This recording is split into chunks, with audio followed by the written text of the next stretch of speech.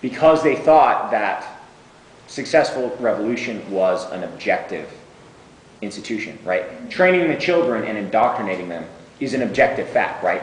We set up our society and our education in an objective fashion, and we will start producing these new communist men and women who will be fantastically altruistic. What we need to keep in mind, and if it doesn't cause anxiety in you, then I think you don't understand it right. And so that's not a criticism of you, but once I say this, revolution is an anxiety. It's a tension. It's an ethical decision that we must always make, and we must be constantly making it. And it doesn't end. It doesn't end when the last capitalist soldier puts down their gun, and it doesn't end when we declare a victory of the revolution. It doesn't end when we have removed capitalists from owning factories, and it doesn't end when all of our farms are collectivized and shared cooperatively. It never ends. And it's a tension that we always need to hold. I mean, that's if that metaphor works for you, then yeah, absolutely.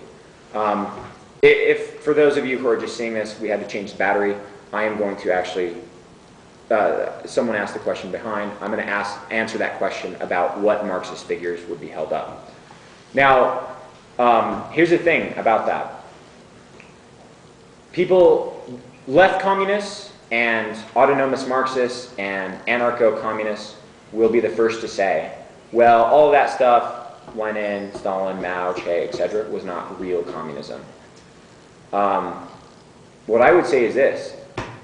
Maybe in the sort of structural dialectical way, it wasn't. But you have to keep in mind, I'm a historical materialist. For me, the fact that Che was a failure, the fact that Mao was a failure, the fact that Stalin or Lenin or whoever you want to place the blame on was a failure, doesn't make them any less communists. And it doesn't make that any less communism. If you want to see communism, look at the Paris Commune. If you want to see communism, look at the Soviet Union. If you want to see communism, look at the People's Republic of China. If you want to see communism, look at Cuba. Because communism is not an idealist philosophy. It is not an idealist politics. It is not an idealist form of revolution. It is always born out of our actual concrete material conditions. And what does Marxism look in the concrete material conditions of feudal Russia and feudal China, who have been through, a world war?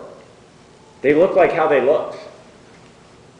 What will they look like in the future? Well, here's the thing. There's no destiny. There's no destiny that the Soviet Union broke up. There's no destiny that the Soviet Union and China had a break. There was no destiny that Mao turned away from revolution. There was no destiny that Che make the objective mistake and fail to bring about revolution in Bolivia.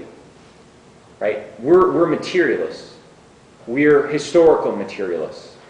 So we are always dialectically in play with the world. And they were dialectically in play. The very fact that they lost and they failed is a danger that confronts all of us.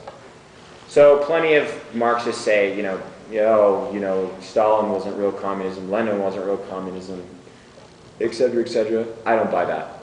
I think that's shoddy theoretical work, and I think that's shoddy historical work. And I will say so to anyone who asks. Just because no ideology works exactly how it's spelled out, the actual applied ideology always varies a little bit, is what you're saying, basically. Well, it's even more than that. It's a materialist ideology. So this is the thing that separates Communist Manifesto. Marx makes a distinction between utopian socialism, and he makes a distinction between scientific socialism. Now, people always mistake this because they don't read enough Hegel. Now, science for Hegel, you remember I was talking about mind coming to know itself, is self-reflexivity, right? Thought, or absolute knowing, is thought knowing itself. So this means not only do you do something or know something, you also reflect upon it, and you know that you know it, right? And you think about how you think about it, right? So it's a circle. Scientific socialism doesn't mean that we get a bunch of scientists and they're going to tell us exactly how many forces to allocate to this front or that front, or what sociological propaganda we should use to indoctrinate the people. What scientific socialism means is, as we take action, as we theorize, we must also theorize upon those actions we're taking. We also need to theorize on the new conditions that those things engender. And we also need to theorize the very changes that come because of our theorizing and because of our actions. Utopian socialism, on the other hand, has an idea, has an ideology, and it just pushes it on the world. Socialism looks like X, Y, and Z. So we don't have X, Y, and Z, so we're going to make X, Y, and Z happen. This is one of the great ironies of history, is plenty of Marxists who are not strong theorists actually engage in utopian socialism.